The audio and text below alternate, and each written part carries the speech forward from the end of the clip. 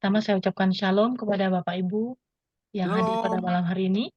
Kita jumpa kembali dalam FWF Osaka, Wilmon Wongso Fellowship, obrolan santai keluarga Allah.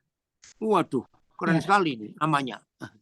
Malam hari ini hamba Tuhan yang akan menyampaikan firman Tuhan adalah Bapak Pendeta Daniel Alexander yang akan mengambil tema karakter murid Kristus. Iya, baik. Saya serahkan kepada Pak Pendeta Daniel Alexander. Oh, langsung ya? Ya, Oke, baik. Saya ngatur dulu. Baik, saya ada di Gadok Ciawi, lagi retreat bersama gereja JKI Christ the Church. Ya, lagi sekali terima kasih kepada saudara-saudara dari FWF Osaka yang mengundang saya untuk saat ini boleh berbagi. Ya. Tema yang terpilih sangat menantang dan sangat menggelitik. Tapi sebetulnya juga kalau kita mau belajar tentang karakter murid Yesus, ya sebetulnya sudah banyak kita yang tahu. Tapi tetap harus ada pemulihan pembaruan dalam hidup ini. Oh puji Tuhan, saudara kita dari Eropa sudah gabung, dari Belgia, dari Jerman, saya belum lihat yang dari Belanda. Ya, oke, baik kita belajar. Saya mulai dengan satu kalimat di Galatia 5 ayat 23. Coba, Bu Ayu, apakah saudara ya, Pak Filipus? Lihat kalimat terakhir Galatia 5 ayat 23. Ya, kalimat terakhir. Ini yang sangat indah. Ya, luar biasa yang Tuhan percayakan buat kita. Ya. Kalimat terakhir. Saudara, ini indah sekali. Terima kasih sudah ditayangkan untuk beberapa terjemahan. Tidak ada hukum yang menentang hal-hal itu. Nah, hal-hal itu inilah yang kita akan pelajari. Inilah karakter murid Yesus yang terutama dan paling utama. Tidak ada hukum yang melawan hal-hal ini, AYT, TL. Maka tiada hukum yang melarangkan yang demikian. BIS, tidak ada hukum agama yang melarang hal-hal seperti itu. TSI, hukum Taurat pun tidak menentang semua hal itu. Jadi kalau terjemahan sederhana Indonesia, masukkan hukum Taurat pun tidak melarang, tidak menentang, tidak melarang ya. Berarti ini hukum bisa dipakai dimanapun juga. MILT, tidak ada hukum yang menentang hal-hal seperti itu. Selebir, tidak ada hukum yang dapat melawan hal-hal yang demikian. AVB, tidak ada hukum yang menentang segala hal ini. Terus BSD, ya, tidak apa-apa semua terjemahan Filipus. Tidak ada hukum agama yang melarang hal-hal ini, termasuk agama apa saja. Enggak ada, saudara. Artinya, hukum yang kita mau pelajari ini diterima di semua agama, diterima di semua kehidupan. Itulah karakter murid Yesus. VMD, tidak ada hukum Taurat yang dapat mengatakan bahwa itu salah. Wih, terima kasih Tuhan. AMD, tidak ada hukum yang menyatakan bahwa hal-hal ini salah. Enggak ada. KSKK, hal-hal demikian tidak bertentangan dengan hukum Taurat. TMV, saya nggak tahu semua singkatannya apa. Maaf ya, saya cuma baca. Tidak ada hukum yang melarang perkara-perkara seperti itu. KSZI, apalagi ini saya nggak tahu. Tidak ada hukum yang menentang segala hal ini. Selabir tadi sudah FIYH. Dan semua ini tidak bertentangan dengan hukum-hukum Yahudi. Wah, saudara, apa itu? Apa yang tidak bisa menentang, nggak bisa melawan hukum-hukum ini? Inilah karakter murid Yesus. Kalimat pertama ayat 22. Masih Galatia pasal 5. Kalimat pertama ayat 22. Terima kasih Bapak untuk kebenaran yang luar biasa ini. Bentar.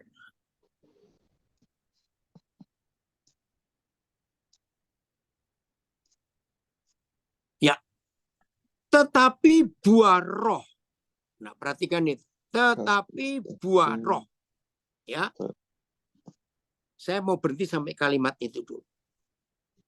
Kita belajar dari apa yang Tuhan Yesus pernah ajarkan.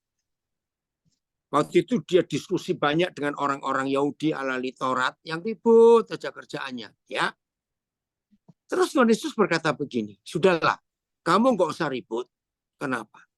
Kalau kamu ingin tahu pohon itu baik atau tidak, kalau kamu ingin tahu orang itu benar atau tidak, kalau kamu ingin tahu bagaimana hidup seseorang, masih ingat Tuhan Yesus berkata, mengenal pohon itu harus dari buahnya. Pak, matikan semacam nggak apa-apa AC-nya. Ya, saya sendiri. Ini ya kurang ini mau dimatikan AC-nya. Ya. Jadi untuk mengenal pribadi Papa di surga, kenal dari buahnya. Roh Kudus itu adalah pribadi Papa kita sendiri. Masih ingat Yohanes 17, ya, dan banyak yang lain lagi. Papa dan Yesus satu dan Roh Kudus juga jadi satu. Nah, kapan orang-orang bisa mengenal guru kita? Saya ulangi. Kapan orang-orang bisa mengenal guru kita? Ya mereka harus kenal dari muridnya. Saudara, kita semua masih ingat dalam dunia persilatan, ya, apalagi yang kenal apa itu kungfu, ya, saudara, setiap apa istilahnya, pendekar, saya berkata begitu, untuk bisa mengenali, ya, pendekar yang satu itu muridnya siapa. Masih ingat ya? Ya, yang nggak pernah tahu dunia kungfu nggak apa-apa, nggak berdosa. Ini cuma ilustrasi. Nah, setiap pendekar yang ingin tahu murid yang ini, pendekar yang ini muridnya siapa, kenali jurus-jurus yang dipakai dalam ilmu bela diri itu. Ternyata setiap perguruan di dunia mereka, termasuk persilatan yang ada di Indonesia, itu pasti punya jurus-jurus tertentu yang tidak dimiliki oleh perguruan kungfu atau perguruan silat yang lain. Itu bedanya. Nah, begitu pula kapan dunia itu bisa mengenal kita ini murid Yesus, ya kenal dari buah-buahnya. Maka dunia akan memuliakan Tuhan Yesus lewat kehidupan kita. Nah, buah roh itu digambarkan dalam 9 hal saja. Ayo kita baca. Ya, walaupun nggak dibaca, sepertinya kita semua tahu, tapi nggak apa-apa untuk membaca. Ini saya baca dulu. Kalau sempat nanti kita uraikan satu persatu. Ayat 5, ayat 22, 23. Ada 9. 1. Tetapi buah roh ialah kasih. 2, sukacita. 3, damai sejahtera. 4, kesabaran. 5, kemurahan. 6, kebaikan. 7, kesetiaan. Ya, terus ayat 23. 7. Ada 2 lagi di ayat 23. Ya, kelemah lembutan. Yang ke-8, yang ke-9, penguasaan diri. Tidak ada hukum yang menentang hal-hal itu. Artinya kalau saudara dan saya mewujud nyatakan buah roh ini, maka orang beragama apa saja, bahkan penjahat, maling, pembunuh pun tidak akan bisa menentang apa yang kita nyatakan sebagai 9 ini. Iya. Oh, puji Tuhan. Ya, ada kesaksian dari Medan. Hebat sekali. Manifestasikan buah roh itu. Nah, saudara, mari kita lihat Yohanes 12. Ya, ada sebuah peristiwa yang unik sekali di Yohanes 12. Mulai ayat 22 atau 21. Saya lupa perikopnya itu loh. Ya, ketika ada orang-orang Yunani ingin jumpa Yesus. Yohanes 12. Ya. Ayat berapa ya Filipus? Terus 20-an. Naik lagi Filipus. Terus ya ada perikopnya itu. Terus bukan naik lagi. Ya, ayat 20. Ya, Yohanes 12 mulai 20. Unik kisah ini. Ayat 20 Filipus. 20 Ya, di antara mereka yang berangkat untuk beribadah pada hari raya itu terdapat beberapa orang Yunani. Saudara masih ingat? Setiap kali ada hari raya Pondok Daun, maka itu upacara yang terbesar buat orang Yahudi. Mereka kan punya 7 hari raya. Ya, nah Pentakosta baru kita lewati 5 hari yang lalu. Nah, setiap kali ada hari raya besar, maka orang Yahudi dari seluruh dunia wajib pulang, yang bisa pulang ke Yerusalem. Sebab peraturan Yahweh lewat Musa, hari raya terbesar ini wajib dirayakan di Yerusalem. Nah, mereka berangkat. Terus dari antara beberapa orang Yahudi dari Yunani, jalan kaki lo zaman itu atau naik kapal ya, orang-orang itu pergi kepada Filipus yang berasal dari Betsaida di Galilea. Lalu berkata kepadanya, Tuhan, kami ingin bertemu dengan Yesus. Nah, saya beri ilustrasi begini, saudara.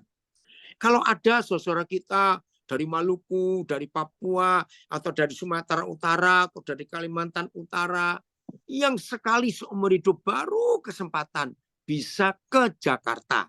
Ini ilustrasi saja.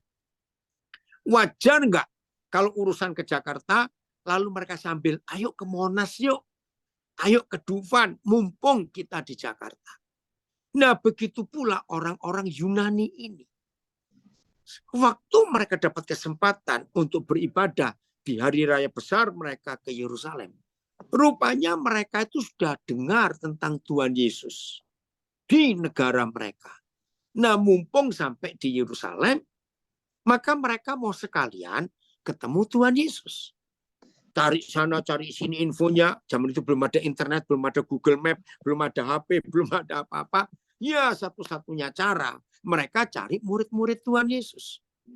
Enggak tahu bagaimana kalau orang Jawa Timur bilang dilala itu ya. Kok kebetulan ada Filipus, murid Yesus dari Betsaida. Saudara tahu kenapa yang terpilih ini Filipus? Ini saya kagum sekali. Maka itu kalau ada di antara kita yang akan melahirkan anak atau akan punya cucu, dan kalau laki, saya pesan kasih nama Filipus. Ini nama yang luar biasa. Nah, Filipus ini yang dari Tulungagung hebat. Nah, siapa Filipus itu? Coba kita lihat dulu Yohanes 1 ayat 47. Ya, Filipus. Ya, siapa dia? Ini luar biasa. Yohanes 1 ayat 47. Filipus. Ini. Ya, kita lihat. Siapa? Kenapa? Dari 12, saudara. Kan ada 12 murid. Kenapa yang dipilih, yang dicari oleh orang Yunani kok bisa pas Filipus? Filipus ada? Ada yang bisa bantu saya kalau gitu? Saya nggak ada Alkitab. Oh, itu dia. Ya, Yohanes 1 sampai Filipus 1. Maaf, Yohanes 1 ayat 47. Yohanes 1 ayat 47. Yohanes 1. Pelan ya. Ini hebat. Nah, murid Yesus harus ada ini. Jadi saya simpulkan gini. Dari 9 karakter Yesus yang ada di Roh Kudus, itu disimpulkan dengan satu kata ini. Oh, maaf, Nathanael. Kok Filipus? Lalu kata Filipus kepadanya, mari dan lihatlah. Yesus melihat Nathanael. Nah, jadi Filipus ini pribadi yang mengenalkan Nathanael kepada Tuhan Yesus. Luar biasa. Jadi yang mau punya cucu laki, anak laki, cari nama Nathanael. Nama hebat. Nathanael datang kepada Yesus. Lalu Tuhan Yesus berkata tentang Nathanael. Roh Kudus, walaupun nama kami semua tidak Nathanael, tapi kiranya sikap ini, karakter ini ada di hati kami masing-masing dalam nama Yesus. Apa kata Tuhan Yesus tentang Nathanael yang baru dilihat pertama kali? Lihat, Inilah seorang Israel sejati, genuine, murni. Tidak ada kepalsuan di dalamnya. Sudah sejati, nggak ada kepalsuan di dalamnya. Coba TSI-nya, Filipus. TSI-nya untuk ayat 47. Ya, waktu Yesus melihat Natanael datang, dia berkata tentang Natanael kepada kami, lihat, dia itu orang Israel sejati yang tidak mungkin menipu. Aduh, luar biasa. Nah, jadi kenapa orang-orang Yunani ini datang kepada Filipus? Karena Filipus ini yang membawa Natanael yang nggak ada kepalsuan di dalam dirinya. Berarti orang-orang Yunani mencari murid Yesus yang sejati. Terima kasih Tuhan. Maka itu saya katakan, 9 buah roh tadi kalau disimpulkan jadi satu kata, artinya sejati, murni, nggak ada kepalsuan, ya, transparan, tembus pandang, luar biasa Tuhan itu. Nah, inilah yang Tuhan cari. Oke, kembali ke Yohanes 12. Setelah mereka ketemu Filipus, mereka bilang di Yohanes 12 tadi, ayat yang berapa tadi? 21, 22? Maaf, saya lupa tadi ayat berapa.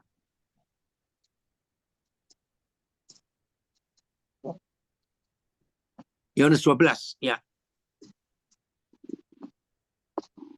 Ya, Filipus terus. Terima kasih Tuhan. Oke. Nah, saya baca lagi 21. Orang-orang Yunani itu pergi kepada Filipus yang berasal dari Betsaida di Galilea. Lalu berkata kepadanya, Tuhan, kami ingin bertemu dengan Yesus. Sederhana permintaannya. Ayat 22. Filipus pergi memberitahukannya kepada Andreas. Dan Andreas dan Filipus menyampaikannya pula kepada Yesus. Pelan-pelan ya saudara. Ini unik sekali. Pertama kali Roh Kudus mengajar saya ayat ini, saya betul-betul kagum. Kok bisa? Gini, kalau kita anak-anak, lalu ada tamu ke rumah kita. Dan tamu itu bilang, nah, papa ada di rumah tidak? Nah, terus kita masuk bukan? Memberitahu, Pak, ada orang-orang cari papa. Jawabannya ada satu di antara dua. Suruh masuk. Atau besok saja datang. Papa sibuk. Betul bukan? Itu jawabannya. Tapi jawaban Yesus kepada orang-orang Yunani itu panjang sekali. Coba, ayo Filipus balik lagi. Panjang jawabannya. Ya, apa jawabannya? Tunggu, ayo. Mana ayatnya? Ayat 23. Ya. Tetapi Yesus menjawab mereka katanya, perhatikan. Ya, saya baca dengan cepat, maaf karena waktunya. Telah tiba saatnya anak manusia dimuliakan. Aku berkata kepadamu, sesungguhnya jikalau biji gandum tidak jatuh ke dalam tanah dan mati, ia tetap satu biji saja. Tetapi jika ia mati, ia akan menghasilkan banyak buah. Barang siapa mencintai nyawanya, ia akan kehilangan nyawanya. Tetapi barang siapa tidak mencintai nyawanya di dunia ini, ia akan memeliharanya untuk hidup yang kekal. Barang siapa melayani aku, ia harus mengikut aku. Dan di mana aku berada, di situ pun pelayanku akan berada. Barang siapa melayani aku, ia akan dihormati Bapakku. Sekarang jiwaku terharu. Dan apakah yang akan kukatakan? Bapa, selamatkanlah aku dari saat ini. Tidak. Sebab untuk itulah aku datang ke dalam saat ini. Bapa, muliakanlah namamu. Tanda seru, tanda koma penutup kata. Ayo, saya aja pertama kali diajar Roh Kudus tentang pasal ini, saya bingung. Lah masalahnya, ayo, kalau saudara dan saya jadi Filipus dan Andreas, terus kita mau jawab apa ke orang-orang Yunani yang mau ketemu guru kita? Ngerti pertanyaan saya? Ayo jujur, setelah kita tahu jawaban Yesus sepanjang itu, bingung. Ini dari Samarinda jawab, bingung. Loh, jadi ini maunya ditemui atau tidak? Sayang Yohanes tidak menjelaskan lebih jauh. Terus gimana itu orang-orang Yunani itu? Sampai suatu hari, saudara, bulan Juli tahun 81. Saya nggak akan lupa, cuma tanggalnya saya lupa. Ada jawaban yang saya dengar dari seorang hamba Tuhan dari Amerika, namanya Bill Britton. Dia mengupas Yohanes 12 ini. Ternyata jawabannya ada di ayat 24. Kita kembali 24. Papa, ajari kami punya karakter Yesus yang sungguh-sungguh. Sederhana sekali. Ini jawabannya di ayat 24. Aku berkata kepadamu, sesungguhnya jikalau biji gandum tidak jatuh ke dalam tanah dan mati, ia tetap satu biji saja. Tetapi jika ia mati, ia akan menghasilkan banyak buah. Nah, ini jawabannya. Inilah yang dicari oleh Tuhan Yesus. Pohon akan dikenal dari buahnya. Nah, kita inilah buah-buah dari pohon Yesus. Begini jawabannya. Filipus, Andreas, katakan kepada mereka, kalian gak usah ketemu aku. Aku ini satu biji gandum. Yang sebentar lagi akan ditangkap, diadili, disiksa, dibunuh, mati, dan dikuburkan. Nah, dari satu biji gandum ini, Filipus, Andreas, akan jadi pohon gandum. Dan dari satu pohon gandum ini, akan berbuah ribuan gandum-gandum, biji gandum yang lain. Dan terus disebarkan.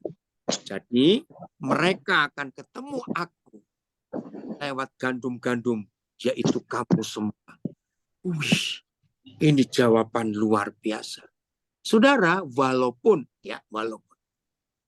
bentuk biji gandum yang pertama jadi bibit, itu jelas tidak akan sama persis dengan buah-buah gandum yang muncul setelah biji gandum itu mati dan bertumbuh jadi pohon gandum.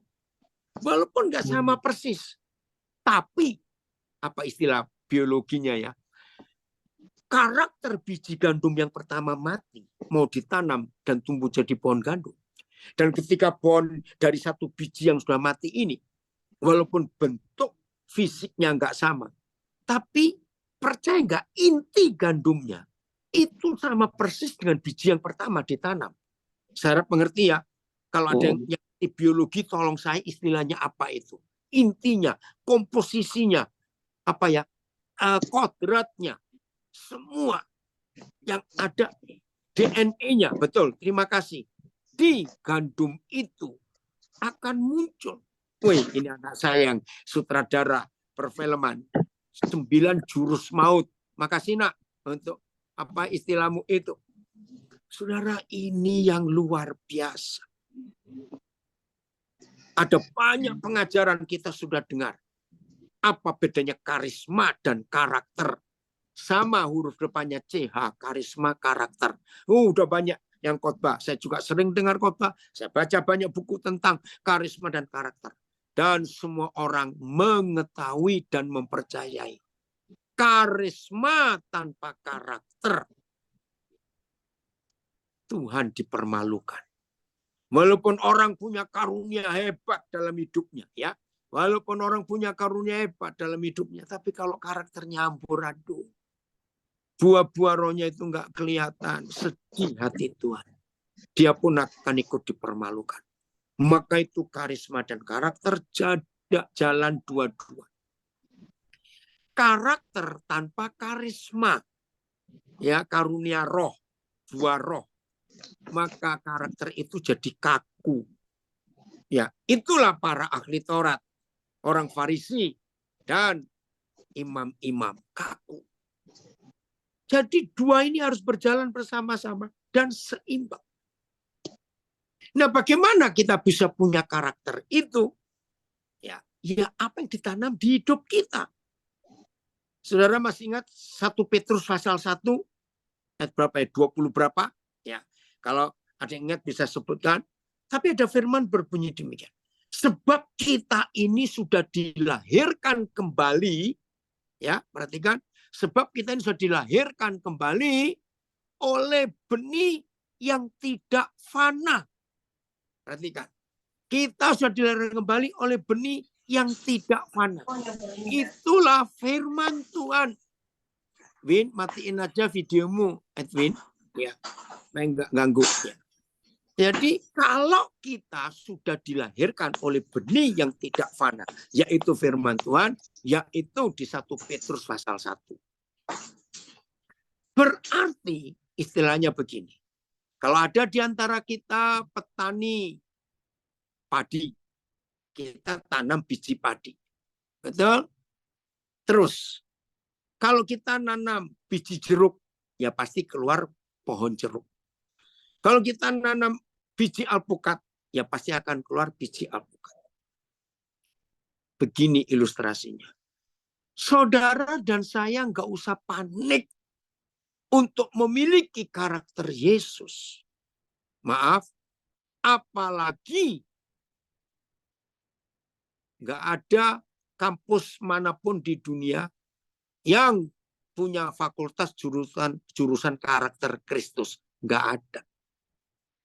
Karakter Yesus tidak bisa dimiliki karena kita rajin doa puasa. Maaf. Karakter Yesus nggak bisa kita miliki karena kita hafal ribuan ayat Alkitab. Maaf.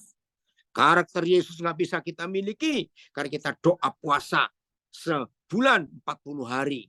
Ya tekor 10 harinya kemana? Maaf. Karakter Yesus nggak bisa kita miliki karena kita kalau pagi doanya 7 jam. Kapan kerjanya? Maaf. Karakter Yesus nggak bisa kita miliki karena kita memberi persembahan yang banyak. Rajin perpuluhan. Maaf, tidak. Karakter Yesus otomatis ada di hidup kita. Kalau benih firman itu terus tertabur di hidup kita setiap hari. Saudara masih ingat pabrik-pabrik gula, ya pabrik kain, tekstil, ya pabrik apa lagi ya? Itu dulu lah. Pabrik gula itu punya lahan kebun tebu yang harus ribuan hektar. Kenapa? Karena setiap hari harus dipanen. Kalau tidak pabriknya tutup. Jadi hari ini panen di lahan yang ini. Besok panen di lahan yang lain. Setelah dipanen hari ini, maka ditaburi benih yang baru. Maka sepanjang tahun pabrik itu akan tetap giling tebu untuk memproduksi gula. Begitu pula pabrik katun, pabrik tekstil. Harus punya kebun kapas. Ya, istilah saja. Maka kebun kapas itu harus punya ribuan hektar juga supaya satu sekian hektar, satu wilayah dipanen kapas hari ini, diolah di pabrik, besok ambil yang terus begitu. Saya harap saudara ngerti ilustrasi yang saya berikan. Nah, begitu pula saudara dan saya. Kalau tiap pagi firman Tuhan ditaburkan ke hidup kita, entah dengan renungan, entah dengan baca Alkitab, ya saat teduh, ya atau apa saja, pokoknya firman itu ditaburkan ke hidup kita setiap hari. Maka setiap hari juga di hidup kita akan panen buah Roh Kudus karena tiap hari. Dan untuk itu kita nggak boleh stop satu hari tanpa firman, tidak bisa. Karena tiap hari akan dipanen. Ya, buah-buah firman, buah gandum tadi itu akan dipanen tiap hari. Maka itu tiap pagi harus dipanen. Terima kasih Tuhan untuk itu, terima kasih. Izinkan saya bersaksi, tapi jangan ada yang mikir macam-macam. Kalau ada yang mikir salah, saya minta maaf, Ya, izinkan saya bersaksi. Tapi saudara punya hak untuk tidak setuju dengan saya, nggak apa-apa. Kalau saudara nggak setuju, kita tetap bersaudara. Ya, jangan jadi orang lain. Maaf. Hampir tiap hari, saudara. Ada banyak saudara kita itu minta saya itu mengajar hampir tiap hari. Hari ini saya 3 kali ngajar. Dari pagi 8.30 WIB. Lalu barusan jam 19 WIB. Sekarang dengan FWF Osaka jam 8.30 WIB. Maaf, saya cuma cerita. Kalau tiap hari saya nggak ditaburi firman, habis bahan khotbah saya. Maka itu saya bersyukur teknologi informasi, sosial media.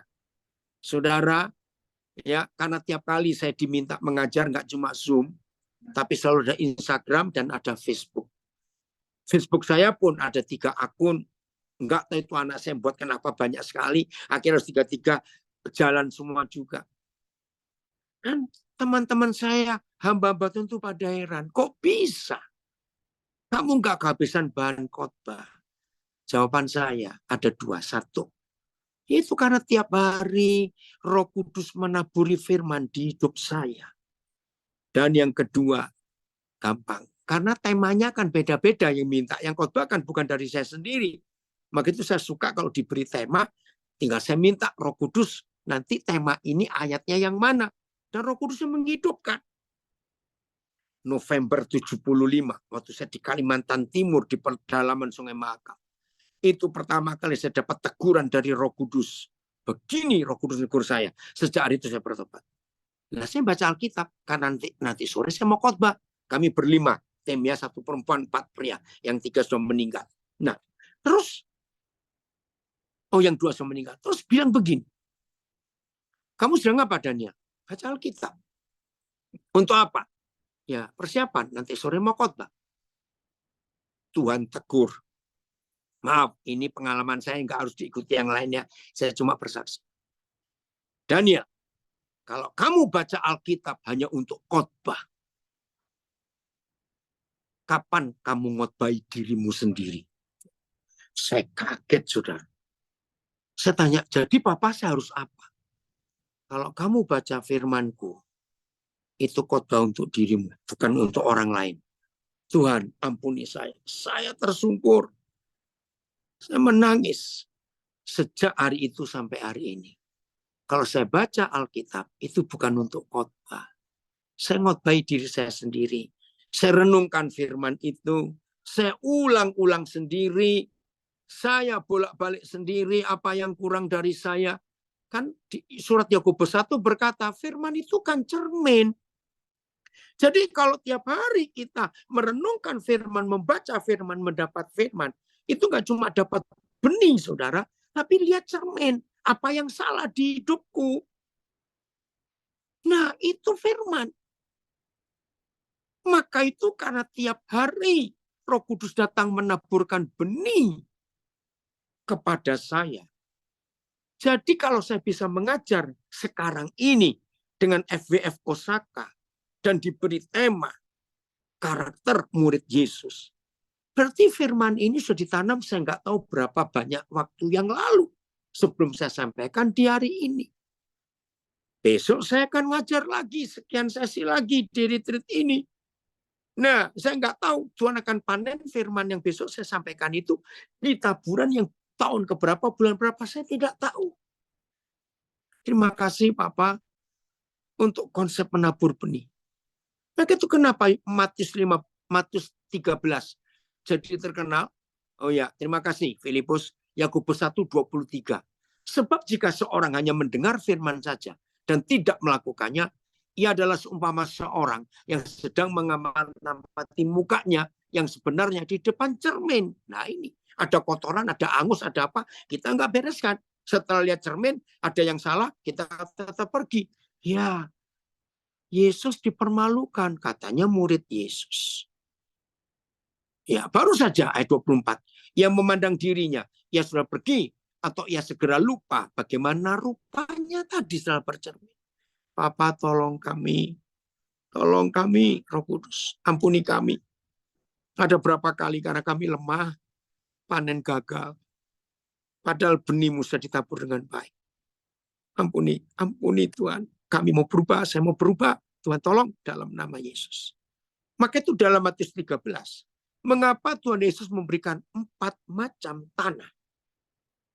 Ya saya nggak hafal betul. Tanah jalanan, tanah berbatu, tanah berduri, dan tanah yang baik. Semuanya mendengar firman. Semuanya mendengar firman. Nah, untuk itu ya tahun 80-an akhir saya dapat ilustrasi bagus dari Roh Kudus. Suatu hari saya tuh merenungkan 12 saudara kita murid Yesus yang pertama. Dengarkan, ini perenungan saya ya akhir tahun 80-an yang lalu. 12 murid ini kan dengar materi pelajaran khotbah yang sama dari guru yang sama. Betul? Mana ada? Woi, anak saya dari Lawas. Makasih, gabung lagi. Tadi pagi Simpson ketemu Dokter Apri ya. Mau saya sapa dulu. Nah, 12 orang ini mendengar khotbah yang sama, pelajaran yang sama, dari guru yang sama. Pertanyaannya, kalau saya sebut 3 nama ini, saudara akan mikir apa? Petrus, Thomas, Yudas. Udahlah, masing-masing kita punya pendapat sendiri tentang 3 murid ini. Saya ulangi, Petrus, Thomas, Yudas. Apakah 3 orang ini di khotbah yang beda dengan yang 9? Jawabannya, enggak, sama. Nah, seperti itu saudara dan saya. Alkitab yang sama kita renungkan. Firman yang sama yang kita hidupi. Yang kita dengar. Mari kita rendah hati. Kok bisa yang 3 ini bengkok? Ngerti kata bengkok? Kenapa yang 3 ini bisa lain jalannya? Padahal dengar sama bahan khotbahnya dengan yang 9 sama. Saya tidak bisa menjawab dengan detail. Yang bisa menjawab pertanyaan ini adalah saya sendiri dan saudara sendiri. Kenapa baca ayat yang sama tentang perpuluhan? Ngerti maksud saya? Ayatnya sama yang dibaca tentang perpuluhan.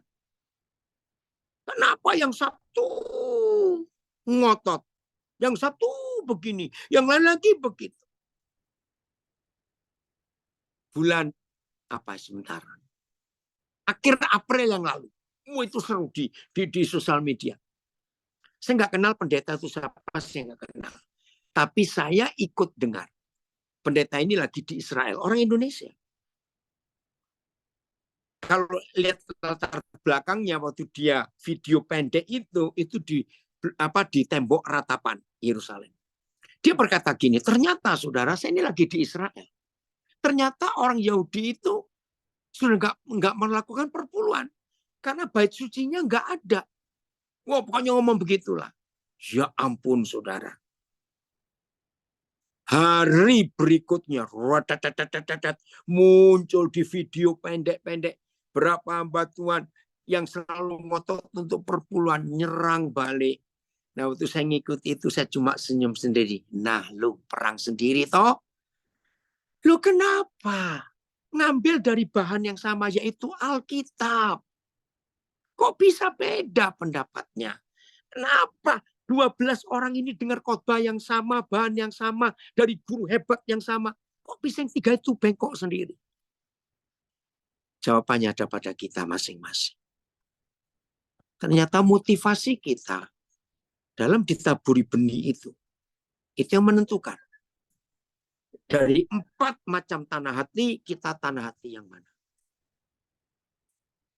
Berarti kalau ada di antara kita, termasuk saya, sekian tahun kita baca firman, merenungkan firman.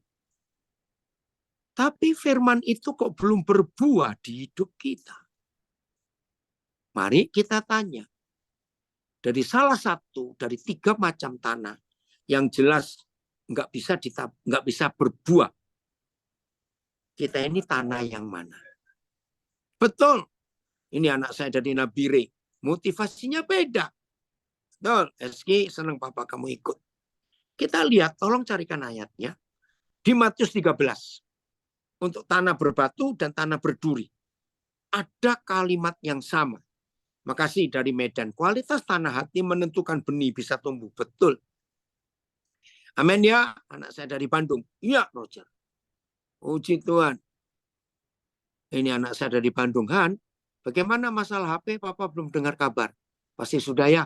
Maaf. Ya. Oke, mulai ayat 5. Matius 13 mulai ayat 5. Sebagian jatuh di tanah yang berbatu-batu, yang tidak banyak tanahnya. Lalu benih itu pun segera tumbuh. Oh, gini aja Filipus, langsung ayat keberapa yang uraian artinya. Terus ke bawah. Ya, sebentar.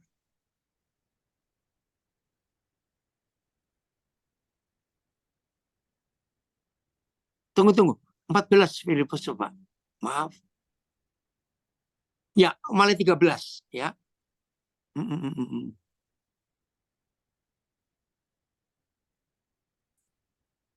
Yang ada gembira hati itu loh. Ayat berapa maaf ya. Mereka menerima dengan gembira hati loh. Tapi nggak bertumbuh firmanya. Bukan. Oh iya, ini dia. Penabur benih, sebagian jatuh, tepet, lalu pelan-pelan. Maaf saudara. Ayat berapa itu? Mereka menerima dengan gembira hati. Tapi firmannya nggak nyampe. Oh ini. Iya, terima kasih. Yang mana ini? Filipus jangan goyang-goyang dulu. Enggak, masih. Bukan Belum turun di lagi. sini, Pak. Bukan di sini. Mana? Bentar. Ada penjelasan Tuhan Iya, penjelasannya. di pasal berikutnya. Oh, pasal berikutnya. Bukan di pasal yang sama. Maaf, Pak. Saya salah. Tunggu ya, saudara. Enggak. Matius 13, Filipus. Nah, coba Matius 13 tadi. Ada yang bisa nolong saya di ayat berapa? Mereka itu walaupun menerima firman dengan gembira hati. Ayat 20. Terima kasih Pak Joko. Wah, ini Pak Joko juga baru muncul ini. Lama nggak ketemu. Ini kemana aja ini? Berapa kali Zoom nggak ada. Ayat 20 ya. Benih yang ditaburkan di tanah yang berbatu-batu itu, perhatikan. Ialah orang yang mendengar firman itu, dengar. Dan segera menerimanya dengan gembira. Berarti kan serius. Ada gereja, saudara, gembalanya ngajar. Oh, makasih. Pak Peris Penyenahor. Orang hebat, metamorfosa dari Nabire. Ya ada gereja yang saya pernah diundang. Itu jemaatnya diperintahkan. Kalau dengar firman yang begitu, kena di hati. Amin yang kenceng. Kalau perlu berdiri, sambil tepuk tangan. Saya pertama kaget-kaget juga. Wih, serentak sekali jemaat ini. Menerima dengan gembira hati. Tapi ia tidak berakar dan tahan sebentar saja. Apabila datang penindasan atau penganiayaan karena firman itu, orang itu pun segera murtad. Ayat 22.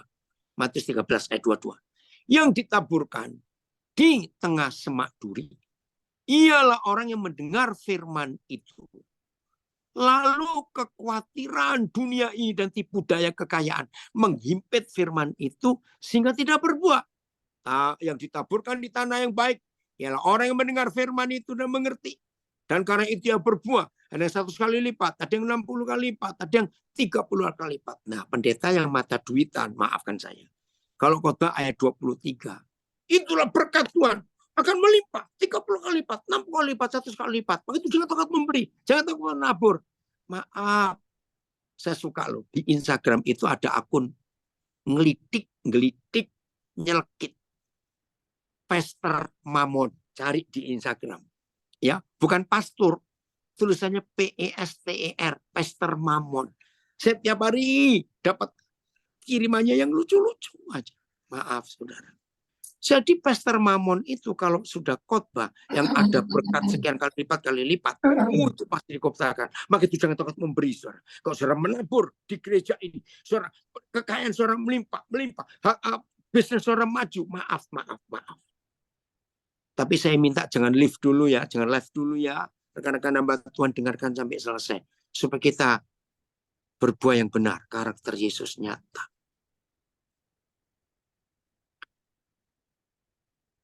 Maka itu saudara, untuk memiliki karakter Yesus sebagai muridnya, hanya satu langkah. Biar tiap pagi si penabur benih datang di hidup kita untuk menerima benih yang baru. Saya nggak tahu taburan hari ini akan dipanen kapan, masing-masing beda. Ayo kita merenungkan ini. Jadi kalau benih firman yang ditaburkan ke tanah hidup kita, ke tanah hati kita, pasti yang keluar buah Yesus, buah firman. Dan itu ada di hidup kita. Nah, 9 buah roh itu disimpulkan dengan satu kata, sejati, murni, nggak menipu, nggak palsu, nggak ada kepalsuan. Nah, kalau itu ada di hidup kita, luar biasa. Izinkan saya mengatakan kalimat ini.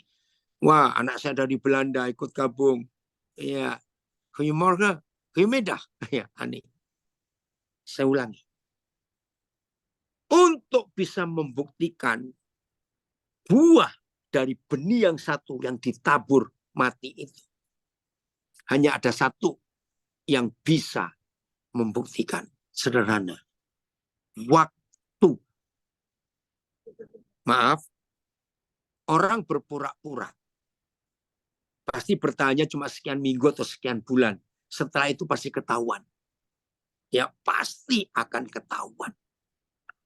Maka itu waktu. Jadi kalau kita kumpul seseorang, biar waktu yang membuktikan. Buah apa yang keluar di hidup kita. Enggak ada hukum yang menentang hal-hal itu. Ada komen dari Illinois, Amerika Serikat. Saya sudah kapok dan muak dengan pendeta yang khotbahnya tentang perpuluhan melulu. Sama, puji Tuhan. Ya, Tuhan tuh nggak butuh duit, loh, saudara. Yang butuh duit itu pekerjaannya. Maaf. Ayo hari ini kita mulai berubah. Izinkan karakter Yesus itu nampak. Yohanes 13. Ayat 34-35. Yohanes 13, ayat 34-35. Kita lihat firman ini. Ini karakter Yesus, sederhana sekali.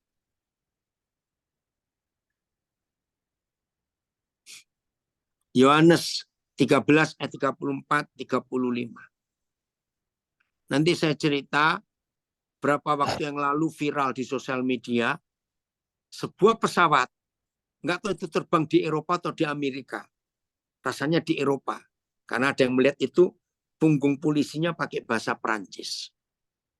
Aku memberikan perintah baru kepadamu, pada kamu, yaitu supaya kamu saling mengasihi, sama seperti aku telah mengasihi kamu. Demikian pula kamu harus saling mengasihi. Nah, karakter murid Yesus yang terbesar itu disimpulkan dalam kasih ini. Aku memberikan kamu perintah baru. Berarti ada perintah yang lama. Dan memang ada perintah yang lama. Perintah yang lama itu isinya, kasihlah sesamamu seperti kamu mengasihi dirimu sendiri. Ya. Nah, itu perintah yang lama. Dan itu enggak akurat, enggak murni. Karena kita kalau mengasihi orang, misalnya gini, saya ini suka makanan pedas, saudara. Ya. Lalu saya menikah dengan seorang istri yang paling enggak suka makanan pedas. Kalau saya mengasihi istri saya dengan ukuran hukum yang lama, berarti saya akan paksa istri saya untuk makan yang pedas. Ya karena aku mengasihi kamu. Dan begitu caraku mengasihi hidupku. Ribut, saudara. Betul ya? Enggak begitu. Maka itu kita harus berubah dalam konsep ini. Maka itu hukum yang baru diterbitkan. Kasihilah sesamamu seperti aku telah mengasihi kamu. Beda. Jadi kalau kita mengasihi seseorang, woi Sandora, lama sekali nggak ketemu kamu, papa ini anak saya dari Gorontalo. Feldi, lanjut ya dengan kasih Tuhan. Keluargamu diberkati Tuhan, anak saya lain lagi. Jadi kalau kita mengasihi sesama kita dengan hukum Kristus seperti Yesus telah mengasihi kita. Saya baca lagi ya, Yohanes 13:34. Aku memberikan perintah baru kepadamu, yaitu supaya kamu saling mengasihi sama seperti aku telah mengasihi kamu. Demikian pula kamu harus saling mengasihi. Ini kasih. Ini karakter murid Yesus yang paling menonjol, yang paling hebat di antara semua. Jadi agama, catat termasuk agama Kristen, Katolik, Reform, Protestan, Baptis, Advent, Pantekosta, semua tidak mungkin bisa menggenapi ayat 34 Yohanes 13. Sebab orang Katolik nggak akan bisa mengasihi orang Pantekosta. Orang Pantekosta nggak akan bisa mengasihi orang Katolik. Orang Katolik nggak bisa mengasihi orang Protestan. Orang Protestan nggak bisa mengasihi orang Pantekosta. Orang Reform nggak bisa mengasihi orang Baptis. Orang Baptis nggak bisa mengasihi orang Advent. Karena doktrinnya beda.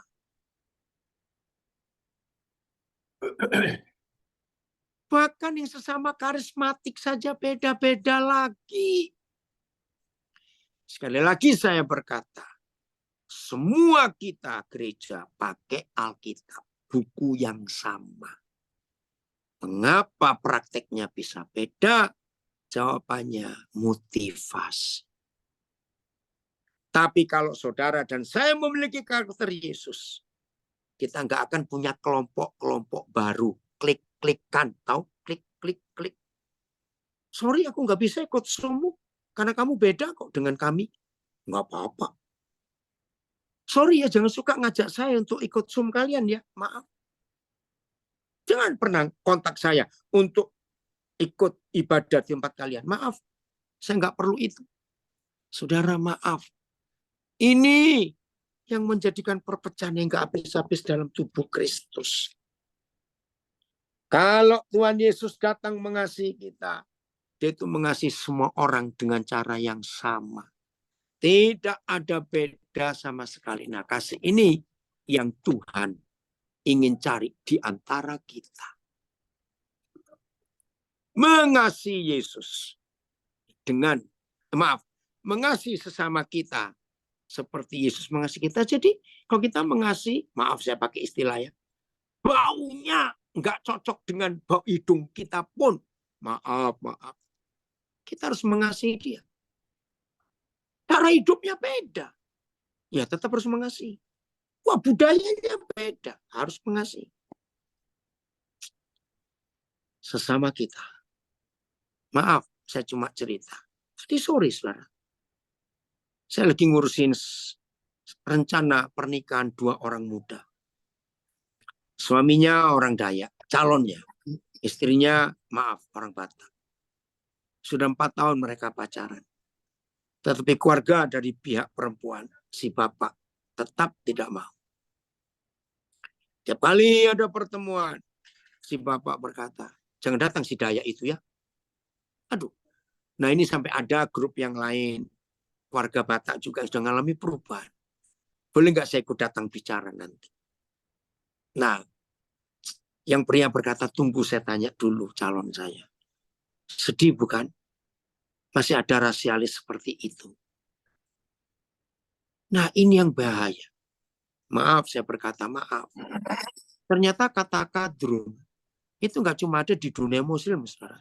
Di dunia gereja banyak kadrun Kristen. Maaf. Fanatik pada doktrinnya. Itu loh masih klik-klikan tadi itu. Tuhan ampuni kami. Ampuni kami. Nah kalau sudah begitu bagaimana? Lihat ayat 35. Ayat 13. Kalau sudah begitu bagaimana? Kasihan Tuhan. Lihat ayat 35 Yunus 13. Oh, ada yang komen. Karisma less karakter. Kekurangan karakter. Idiotic acts. Betul. Orang yang punya karisma tapi karakternya hancur. Maka tindakannya akan seperti orang idiot. Makasih untuk istilah bagus. Dengan demikian. Dengan apa? Dengan saudara dan saya memiliki karakter Yesus yang utama. Yaitu bisa mengasihi semua orang. Seperti Yesus telah mengasihi kita. Tanpa membedakan bentuk rambut, warna kulit, bau badan, kesukaan makan, budaya, bahasa, tempat tinggal, daerah. Tanpa membedakan itu. Maka dengan demikian, semua orang akan tahu bahwa kamu adalah murid-muridku. Yaitu jika kamu saling mengasihi. Seharusnya kita nggak perlu menguraikan ayat ini ya. Nggak perlu. Karena kita sudah tahu. Dengan kata lain. Dunia nggak butuh agama kok saudara. Puji Tuhan. Dunia itu nggak butuh ibadah.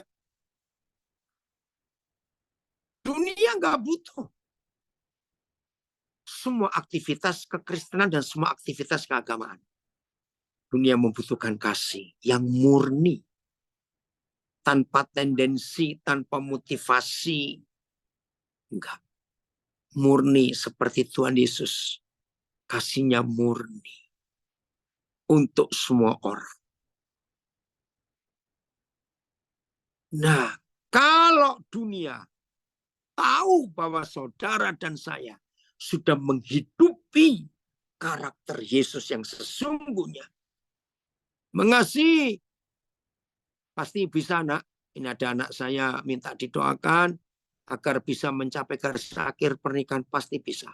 Suami harus tetap mengampuni istri apapun yang terjadi. Maaf saya ngomong dulu. Karena anak saya muncul. Jadi kalau mulai hari ini. Tema yang diberikan kepada saudara kita dari FWF Osaka. Karakter Yesus. Karakter murid Yesus. Ayo. Rendahkan hati kita jadi tanah hati yang baik. Maka ketika benih-benih itu ditaburkan. Pasti akan muncul buah-buah kebenaran itu. Dan semua orang akan menerima.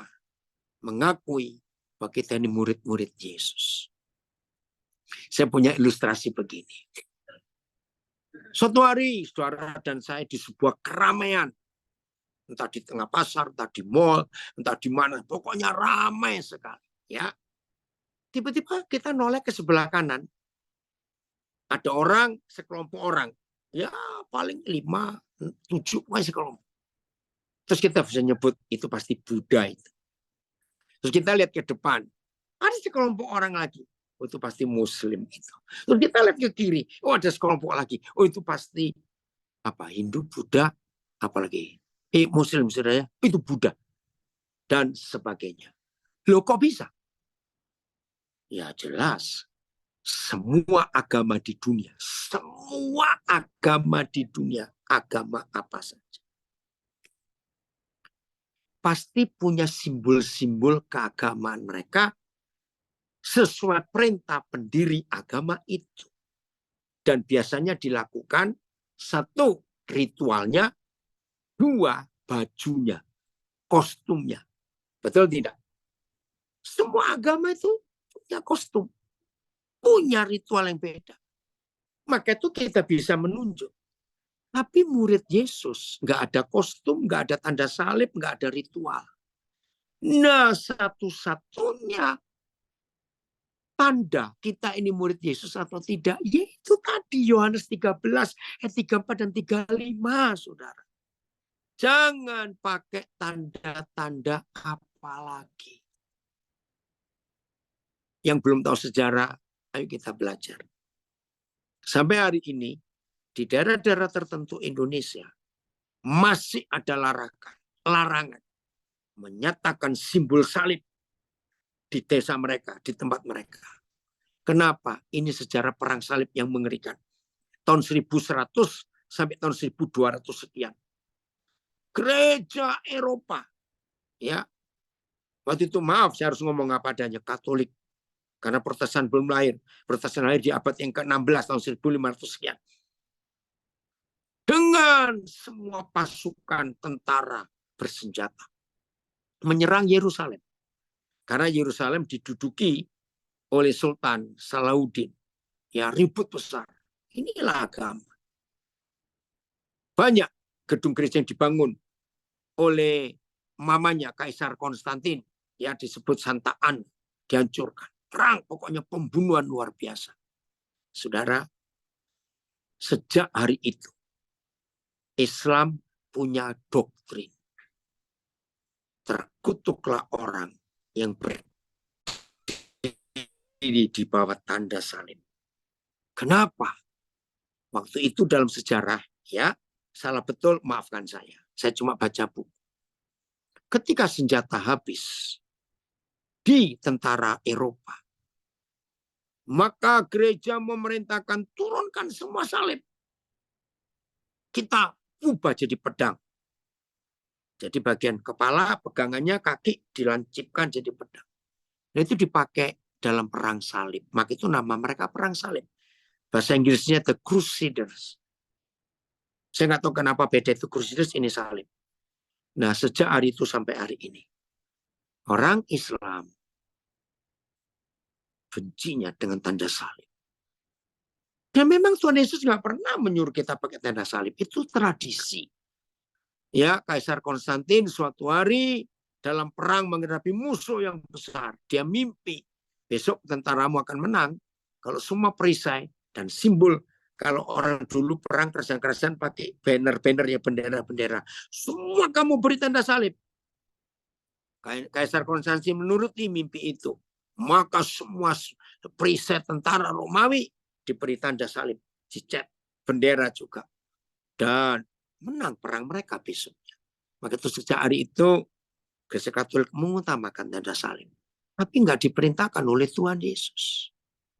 Maka itu dulu awal-awal saya penginjilan ke banyak desa, saya nggak mau pakai gedung, saya nggak mendirikan gedung gereja, saya pakai sarung, pakai kopiah, bersaksi, saya duduk lesehan ya di pendopo desa yang bangunan nggak ada dindingnya itu, ngopi,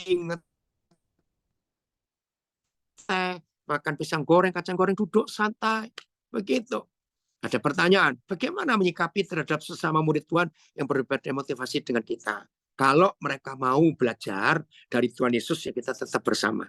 Kalau mereka nggak mau, walaupun sesama murid Yesus, ya biarin dulu. Nanti ada waktunya itu. Ya, begitu. Dari Illinois, sejak mendengar pengajaran ini, saya menyingkirkan pikiran tentang agama orang lain. Sekarang saya memandang bahwa kita semua adalah ciptaan Tuhan yang harus mengasihi dan dikasihi. Dari Illinois, Amerika. Puji Tuhan, setuju. Saudara, inilah kehidupan.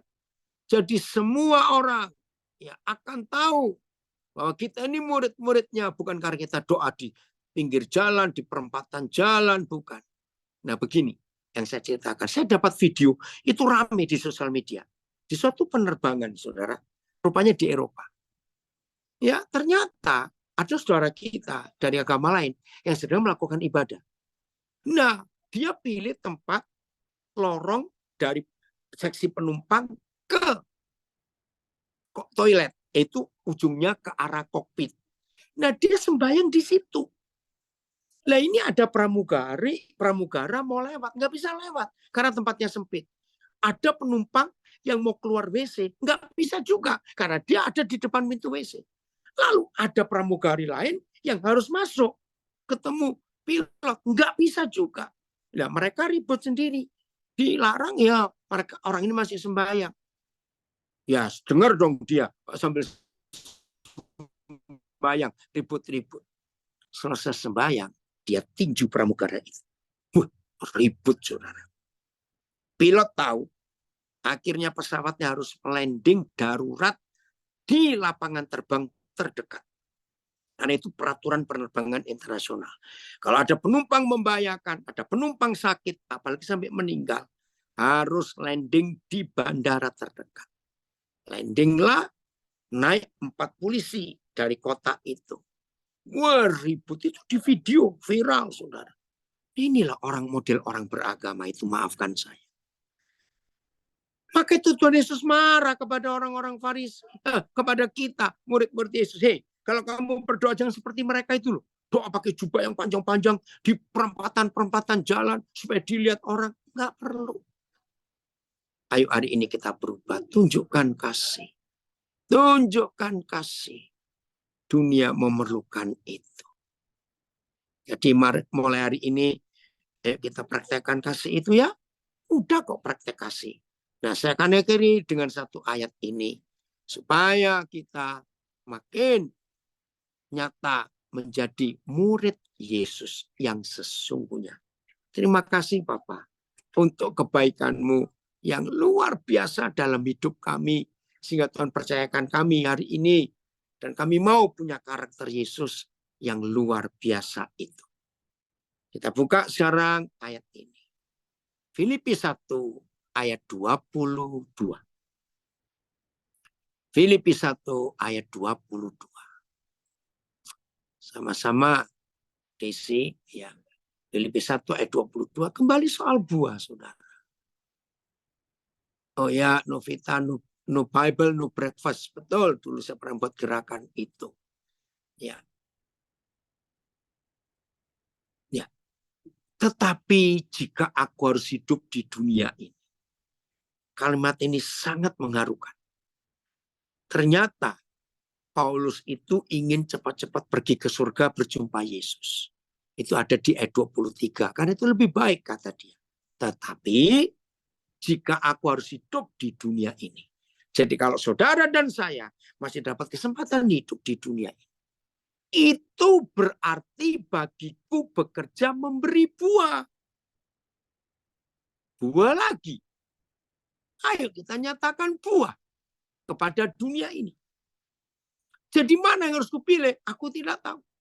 Tahun 73, 74 saudara. Roh Kudus memberi saya pewahyuan ayat ini. Saya bersyukur kepada Tuhan. Buah.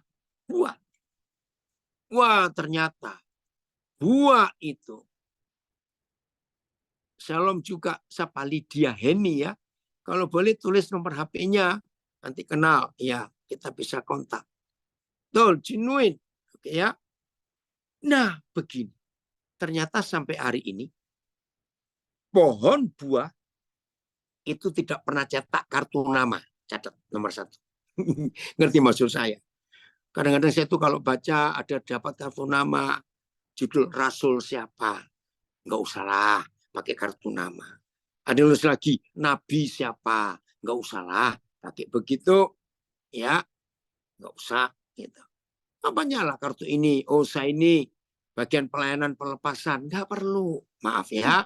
Oh saya ini penginjil ini. Oh saya ini guru Alkitab. Oh saya ini maaf. Saya nggak ngomong lah. Supaya nggak buat orang berdosa malahan. Maaf. Pohon buah tidak pernah buat kartu nama. Pohon buah tidak pernah pasang iklan. Begitu ada pohon buah sedang berbuah. Orang datang. Burung-burung binatang lain pun datang. Ada buah yang kelihatan. Itu karakter murid Yesus. Dari buahnya. Dan buah-buah ini tidak ada hukum yang menentang. Jangan lupa. Ayat yang pertama kita baca tadi. Saudara. Nah. Pohon buah nggak perlu pasang iklan. Nggak perlu kartu nama. Buah. Pohon buah itu pasti multiplikasi. Maka itu kalau murid Yesus sejak tahun pertama 30 tahun lalu jadi murid Yesus. Tetapi tidak pernah multiplikasi. Dia pasti pohon buah plastik. Maaf. Karena tiap pohon yang berbuah, buahnya punya biji. Bijinya ditanam lagi jadi pohon baru lagi. Multiplikasi. Ada nggak saudara saya multiplikasi? Ini karakter murid Yesus. Yang ketiga. Tidak ada pohon buah yang pernah tahu rasa buahnya sendiri. Catat. Maka itu pohon durian yang mahal harganya itu. Kalau sempat dia ngomong tanya, pohon durian, kamu pernah tahu nggak rasa buahmu apa? Pasti geleng-geleng. Pohon nanas, nggak pernah tahu rasa buah nanas. Pohon apel, nggak pernah tahu rasa buah apel. Dan hebatnya, pohon-pohon buah itu, walaupun tidak pernah merasakan buahnya, tetap berbuah. Dan itu sulit. Oh ya, Ben, ini Benny Peacemaker siapa ya lupa. Tadi Papa, bagian pertama Papa baca Galatia 5, 22, 23. Nanti kamu dengar dari awal lagi ya, kan ini terekam di Instagram dan Facebook. Jadi pohon buah itu tetap berbuah walaupun nggak pernah tahu rasa buahnya sampai 1 hari. Waktu itu saya disusi dengan Roh Kudus. Jadi pohon buah itu nikmatnya kapan? Papa, Saya tanya, jawabannya mengharukan. Daniel, pohon buah itu merasa nikmat. Walaupun dia tidak pernah menikmati rasa buahnya. Kalau pohon buah itu melihat ada kamu dan banyak orang bisa menikmati buahnya. Wish. Saya berkata, terima kasih Bapak. Maka itu dalam hidup kita, Saudara Martin, apa kabar kamu? Jerih payah kita menghasilkan buah. Enggak apa-apa. Kalau kita enggak pernah menikmati buahnya, enggak apa-apa. Biar orang lain nikmati. Inilah klimaks. Inilah highlights. Inilah yang terutama dari karakter murid Yesus. Enggak perlu ada timbal balik untuk kita. Kalau istilah bahasa Inggris, pay it forward.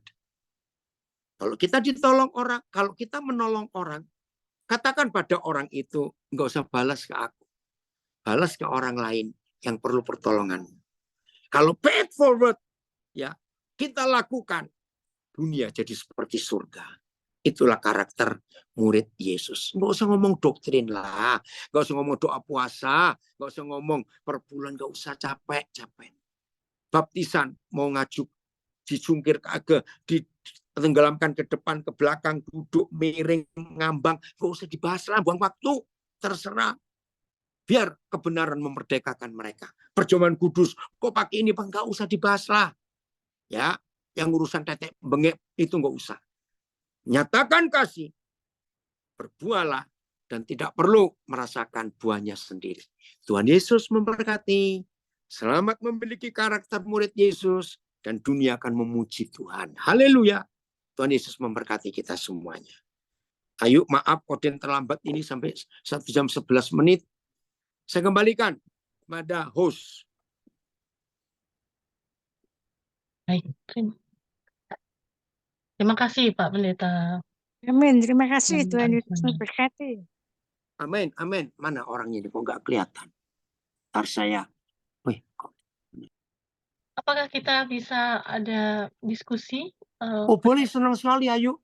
Ya. Bentar ya, ini kok nggak mau Baik. mati apa? Audio saya, sebentar ya. Bentar saya harus balik dulu. Baik Bapak Ibu yang ada pertanyaan atau yang mau menambahkan. Saya Oh ya, silakan. boleh. Kalau ada menambahkan silakan, senang saya. Supaya saya bisa belajar juga. Ini kok nggak mau Silakan mati? Bapak Ibu. Oh, ya. Langsung dibuka mic-nya. Tutup doa dulu Bu Ayu, Pak Daniel. Oh, terserah. Baru bincang-bincang. Ya. Ya, silakan siapa yang dipilih, jangan saya. Gantian. Baik. Silakan Bapak Ibu yang mau sharing. Enggak, mau doa tutup dulu katanya. Oke. Doa tutup dulu. Saya mohon kesediaan Pak Pendeta Freddy Ongko Saputra. Silakan Pak. Wah, sahabat Baik, lama baru ketemu lagi nih. Orang hebat. Karmana kabar, oh? Bye-bye, Sa. Oh, baik, Lagi Sa. jualan kode laris. Sudah, nggak usah komentar. Orang di Belanda jarang muncul juga. Biar doa dulu itu orang Kupang. Ande-ande Oke, lumut.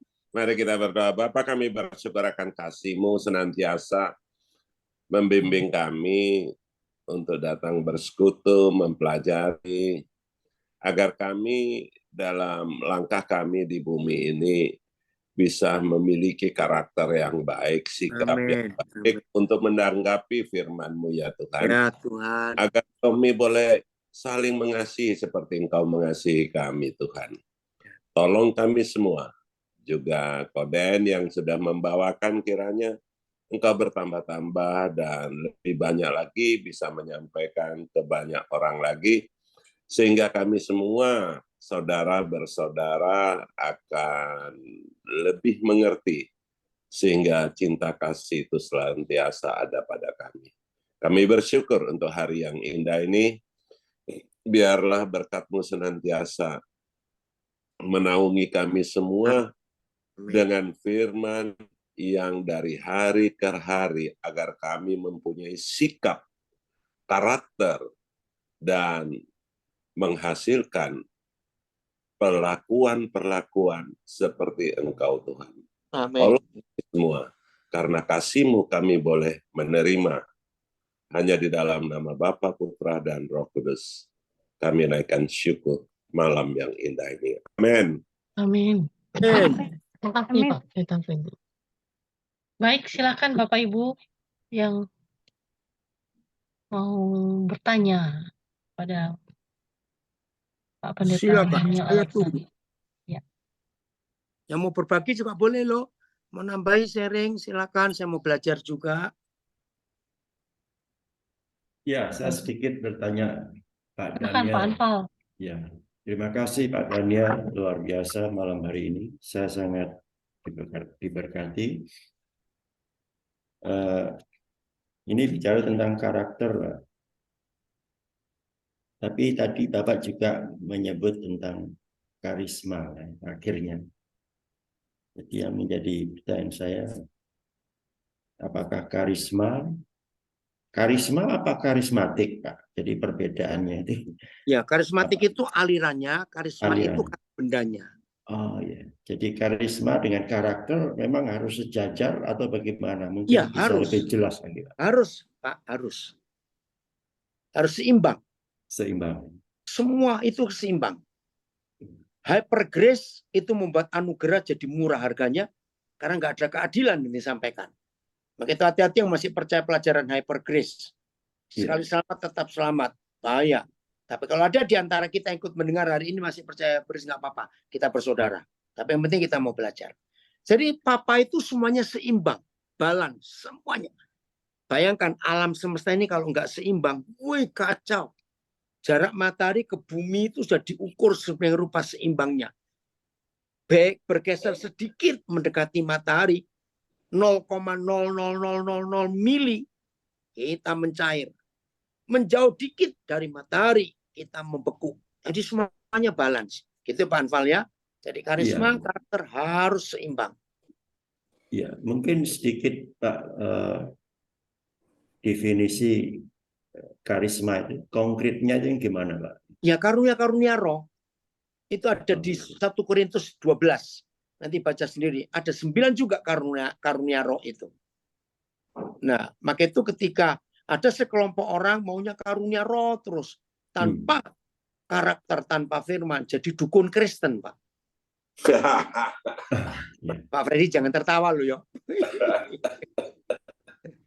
Itu orang yang suka ngeroh, apa-apa roh gitu. Tapi nggak seimbang. Nggak ada firman. Firman itu karena karakter.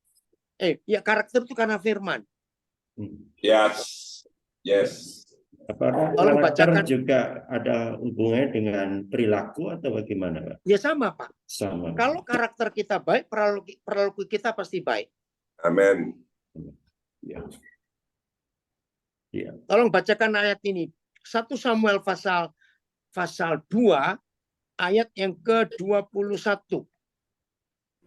1 Samuel 2:21. Jadi Samuel itu dipakai Tuhan sebagai nabi yang luar biasa. Tapi dia nggak boleh sombong.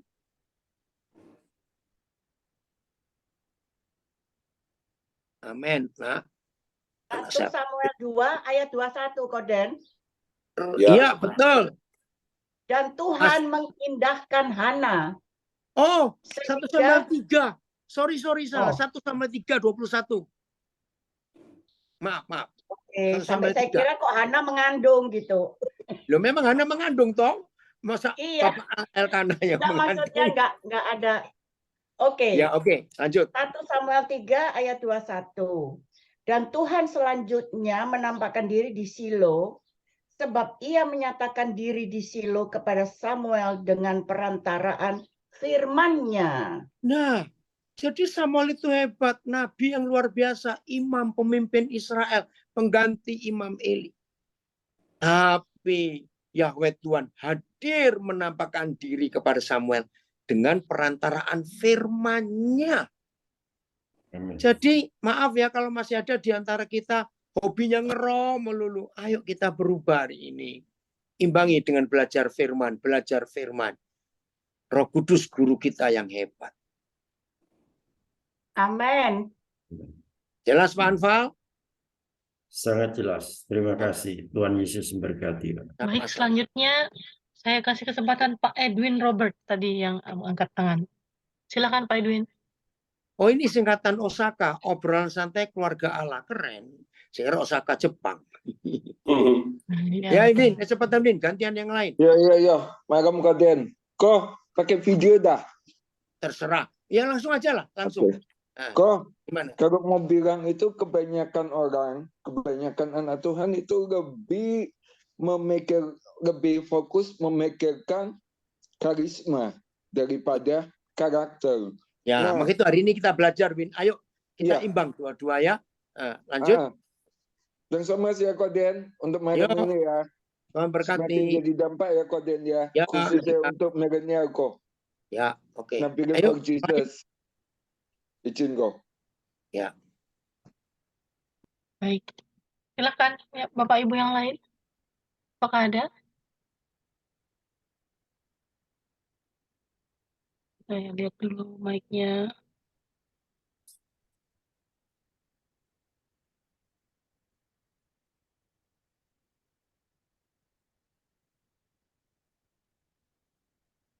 Pak Anfal mau Koden. bertanya lagi? Oh ya, Ya, mungkin silakan.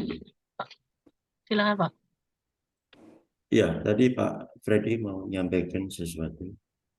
Pak Ya. Freddy silakan. Ya, saya cuma menambahkan atau ada mungkin yang lupa disampaikan Koden, yaitu Terima tadi kasih, Pak Freddy.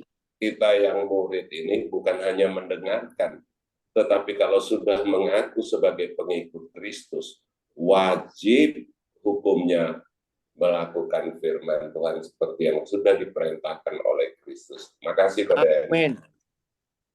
Ya, terima kasih. Baik, Saya terima lupa. kasih. Ya, tolong bacakan ayatnya. 1 Petrus 2 ayat 21. Wajib Ya. hukumnya.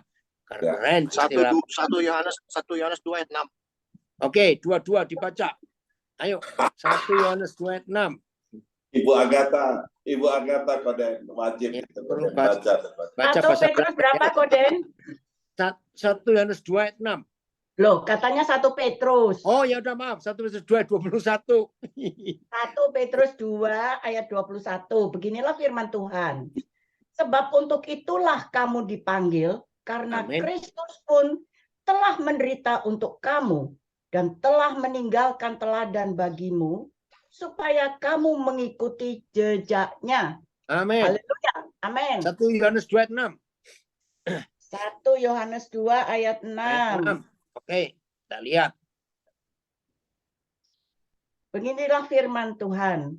Barang siapa mengatakan bahwa ia ada di dalam dia, huruf besar dia, ia wajib hidup sama seperti Kristus telah hidup. Terima Wow. kasih. Wajib. Luar biasa. Yes. Makasih Hendrik. Makasih Yo. Pak Freddy. Yo. Selanjutnya Pak Hendrik silakan. Terima kasih. Ini luar biasa ini hari ini. Kita diajarkan untuk menjadi pengikut-pengikut Kristus yang luar biasa. Biasa di luar, Apalagi tadi. Hendrik. Jadi jangan sampai kita mendengar firman Tuhan hari ini cuma dengar. Tapi kita harus menjadi pelaku-pelaku. Amin. Kalau kita hanya dengar, tidak mau melakukan, tapi berani ngomong, ada Kristus di dalam diriku, bukan aku lagi, itu berarti kita menipu diri sendiri. Jadi Ya, sama karena cuma kayak si dengar. kunyuk ya, Hendrik ya. Si kunyuk Jadi cuma dia, dengar, tapi jangan tidak salah. melakukan. Oh no. Kunyuk itu dia percaya kepada Tuhan, dia lakukan segala perintah Tuhan, disuruh Tuhan begini dia ikut, dia jalankan. Bahkan Yakobus menjelaskan bahwa si kunyuk itu gemeter, dia takut. Kita manusia nggak takut sama Tuhan. Setan takut sama Tuhan, tapi kita nggak takut. Bayangin aja. Kunyuk aja berani takut sama Tuhan. Yakobus yang tulis. Ada nggak tulisannya? Dia gemetar. Ada. Yakobus 2 kalau nggak salah. Baca aja nanti. Ada tulisannya. Tapi yang menjadi poin adalah bagaimana kita mau menjadi pelaku firman. Itu aja. Kalau nggak jadi pelaku firman percuma. Tadi dikatakan ayat hafalan ada 1000. Boro-boro ngerti, cuma hafal doang. Percuma. Bagaimana kita bisa mengerti ayat itu ya kita harus kita lakukan ayat itu sehingga kita menjadi the walking words. Amin. Artinya apa? Walking word. Ya. The walking word. Jadi firman yang berjalan. Kita jadi firman yang berjalan. Firman yang berjalan itu berarti kita menjadi representatifnya firman. Yang Amin. satu firman pada Ambassador toh? Ambassador. Betul. Ambassador atau firman itu pada mulanya firman itu adalah bersama-sama dengan Allah, firman itu adalah Allah, ayat 14, firman itu menjadi manusia berupa Kristus. Jadi kalau kita melakukan firman itu, kita melakukan Kristus, apa yang Kristus lakukan wajib. Itu satu. Lalu tadi bicara mengenai karakter. Kalau bicara mengenai karakter, kita harus tahu dulu dari mana asalnya karakter. Ada pepatah mengatakan semua berasal dari pikiran. Hati dulu. Dari hati, kalau benar, lari ke pikiran. Pikiran sudah benar, kita akan mengeluarkan kata-kata. Dari kata-kata kita menjadi habits. Apa itu habits ya? Kebiasaan. Jadi kita berkata-kata sesuatu yang gimana? Yang bersifat rohani atau yang bersifat duniawi. Kalau kita bersifat rohani kata-kata kita, sehingga habit kebiasaan itu menjadi karakter. Kalau kita mau dikenal sebagai karakter Kristus, habit kita harus berubah menjadi habitnya Kristus. Kalau habitnya belum, untuk bisa memiliki habit Kristus, kita harus berkata-kata tentang firman. Untuk bisa berkata-kata tentang firman, kita harus memikirkan hal-hal yang di atas, perkara-perkara di atas, Kolose. Dan untuk bisa berpikir tentang hal-hal di atas, hati kita harus diperbaiki dahulu. Kita mengenal Dia yang benar. Itu dari saya. Terima kasih dengan firman Tuhan yang luar biasa. Jadilah pelaku firman. Amin. Hendrik, Yakobus 2:19 yang gemetar. Ya silakan bacain. Yakobus 2 ayat 19. Engkau percaya bahwa hanya ada satu Allah saja, itu baik. Tetapi setan-setan pun juga percaya akan hal itu. Dan mereka gemetar. Setan gemetar sama Tuhan. Manusia berbuat jahat, berbuat salah, boro-boro gemetar, takut juga enggak. Jadi kalau mau dibilang kita ini kurang ajar, ya itu buktinya Yakobus 2:19. Ya, jadi itu. Terima kasih. Terima kasih. Baik, terima kasih Bapak Ibu semua yang sudah aktif dalam diskusi. Sekali lagi terima kasih untuk Koden, Pak Pendeta Daniel Alexander, luar biasa.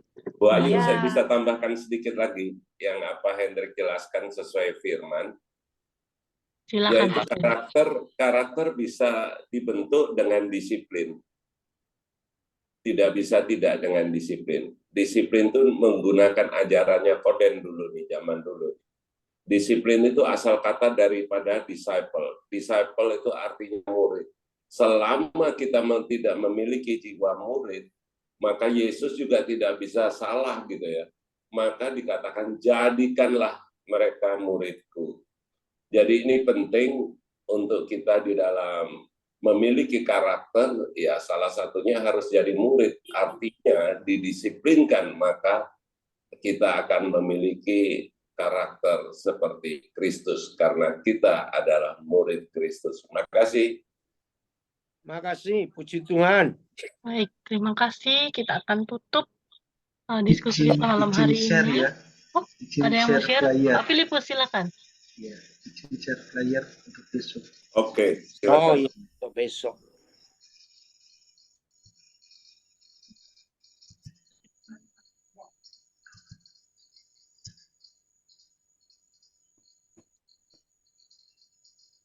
Ini untuk besok ada ibadah dengan Papi Daniel dari jam 8 sampai jam 7 malam.